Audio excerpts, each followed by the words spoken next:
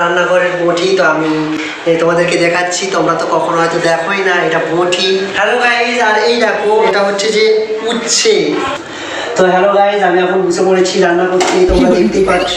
এখন আমি রান্না করবো। এই কখন রান্না করবে? এখন রান্না করবেন, জলদি রান্না করো, আমি হাগু করতে যাচ্ছি, খেয়ে দিয়ে অফিস যাবো।